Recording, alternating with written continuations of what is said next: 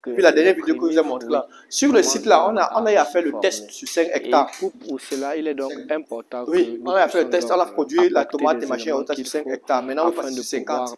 En bio, 100% bio. Combattre tout stress.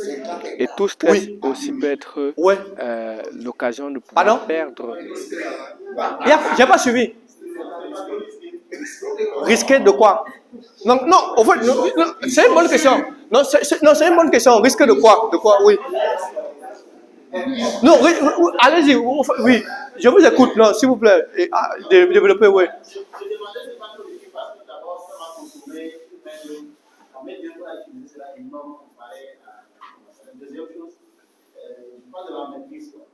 Oui.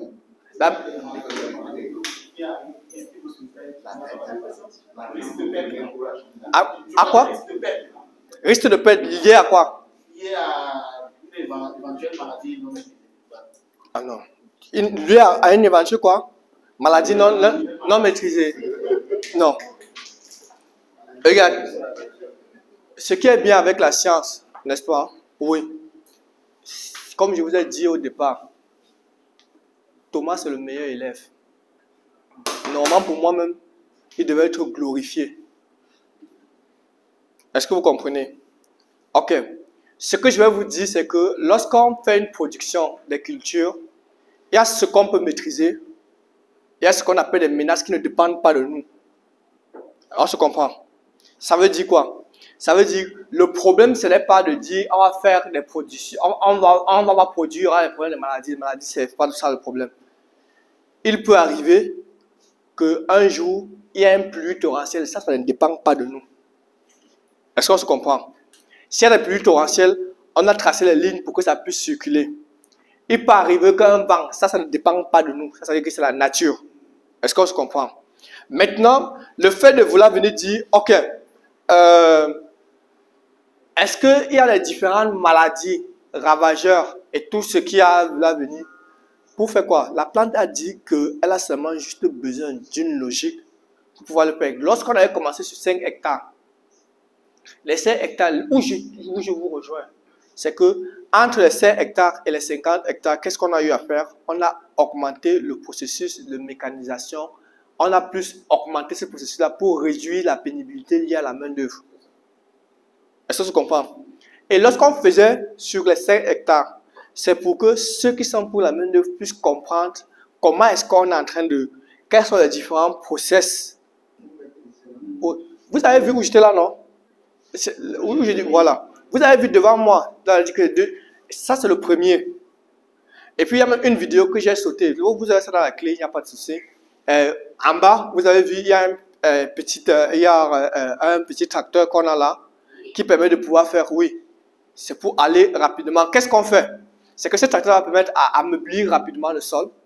Et puis ceux qui sont là vont vouloir tracer en fonction des cultures qu'on veut faire, mettre les différents types d'orientation que l'on veut. Il y a donc par rapport à tout cela.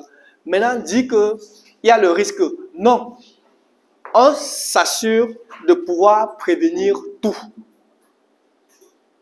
Les différents virus, parce que ça peut être causé par des virus, on s'assure donc de pouvoir avoir des semences de qualité. Donc, il y a un test qui est fait et après on multiplie. Les risques liés aux différentes maladies. Le problème, c'est que chez nous, on pense que maintenant, tu fais une culture de tomates, tu n'as pas de problème de champignons parce que nous sommes en saison sèche. Tu peux avoir des problèmes liés aux différents insectes, piqueurs, suceurs et autres là. Il y a les possibilités de pouvoir prévenir, il y a les possibilités de pouvoir guérir. Ça, c'est pas toutes les différentes alternatives qu'il y a, on maîtrise tout. Et c'est ce que je partage avec vous.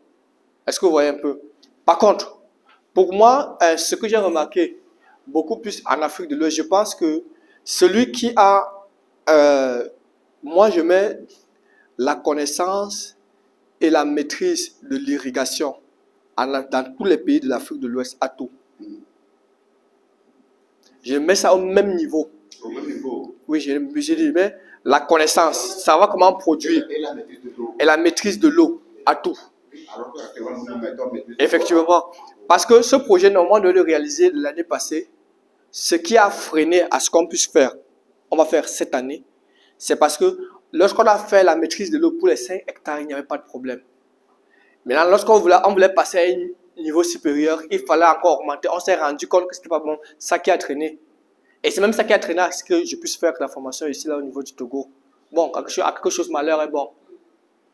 Est-ce qu'on se comprend? Donc, dès que tu as la connaissance, tu as la maîtrise de l'eau. Oui. Le reste maintenant, si c'est que ça arrive, ça devait arriver. Bon, c'est pas comme si... Si c'est que ça arrive, tu as fait ta part. Qu'il y a. Autre chose, je veux prendre par exemple quelque chose qui sont la réalité à laquelle on vit. Tu as produit, c'est bon. Vous avez récolté, c'est bon. Vous avez mis dans le camion, c'est bon. Ça roule à 10 mètres ou à 1 km. Ça fait tourner, pac, pac, pac. Tu perds tout. La première chose qui va t'inquiéter, c'est quoi? Est-ce que ceux qui sont sortis là sont seuls et saufs? Si ce sont les saufs, oui, d'accord. Le reste, c'est pas grave. Ça va faire mal, oui, mais c'est la vie de ceux-là qui est plus important. Donc, raison pour laquelle, pour dire qu'à tout niveau, il peut y avoir ces ménages qui ne dépendent pas de nous. Mais dès qu'on vient, le problème, c'est ça, c'est que quand on vient au niveau de l'agriculture biologique, et je l'ai dit, il faut avoir beaucoup plus peur de la manière dont on fait l'agriculture biologique actuellement en Afrique, la conception. Parce que je suis en train de vous parler de comment est-ce qu'on doit voir la fertilisation, comment est-ce qu'on doit faire pour pouvoir être, ouais. Mais lorsque je vais attaquer la certification, ça ne serait pas du tout bon. Oui, puisque tout le monde là-bas sait que c'est une arnaque. Bon, comme l'a dit mon ami, on fait avec, ou bien on va faire comment? On va faire comment, hein? Ok. Donc, ce qui fait là, c'est qu'en réalité, la première des choses, c'est d'abord casser ce clivage au niveau de l'agriculture biologique, montrer que c'est accessible à tous. Et c'est ce que j'essaye de faire à chaque présentation dont je suis en train de vous montrer. Donc, si vous me permettez de revenir. Voilà. Vous allez voir, par exemple, ici, comme matière organique, on peut mettre sur des animaux. Fumier de vache, chèvre, volaille, chauve-souris, farine d'os, fiente et autres. Oui, oui. Oui. Ah. Au Gabon, c'est plus facile d'avoir les trucs de chauve-souris que les fientes et le poule. Oui. Est-ce que vous voyez? Oui, comme je l'ai dit, ta réalité, le problème c'est ça. Le problème c'est que comme on est en train de faire quelque chose à un instant, à un endroit T, comme j'ai vu les vidéos dans cet endroit T, il faudrait que je puisse discuter. Jamais je me suis posé quelle est l'alternative. C'est le problème de notre agriculture biologique. Ce qu'on n'a jamais élargi le spectre d'action par rapport à... Ouais. Peut-être même au même Togo, il y a sûrement des régions, on va te dire que là-bas, c'est où il y a les chauves-souris, ils peuvent facilement avoir le bas guano là-bas. Il y en a non? Est-ce que le Togo est sur la planète Mars, sur la planète Terre? Est-ce que vous voyez un peu? Voilà. Quand on dit, ah ok, mais c'est juste que, d'ailleurs même, quand on parle, il y a pour la chauve-souris et puis les crottes de lapin, ce sont les meilleurs engrais en termes d'apport nutritif. Ils ont une forte concentration en azote, phosphore, potassium par rapport à tous les autres que j'ai cités là. Quand on regarde les proportions, ils restent les meilleurs. Oui. Ah, c'est plus. C'est très peu de déchets. Pas les ceux de chauve-souris et des crottes de lapin. On a mis chèvre, il y en a plusieurs. Maintenant, ce que je venais de dire, les déchets agro-industrie. Quand on parle par exemple de tourteau de palmiste, n'est-ce pas quand on a extrait l'huile, le déchet là, non? Oui, quand on prend les graines, n'est-ce pas, on fait pour obtenir l'huile, non? Il y a un déchet qui reste, non? Les fibres, machin, autres là. C'est ça qu'on appelle les tourteaux de palmiste. Hein? On peut utiliser comme source de matière organique. Les drèches de brasserie, on peut utiliser comme source de matière organique. Les cendres de bois, les cendres en a deux catégories. Elles fournissent les minéraux et puis aussi peut être donc aussi source de matière organique. Est-ce que vous comprenez?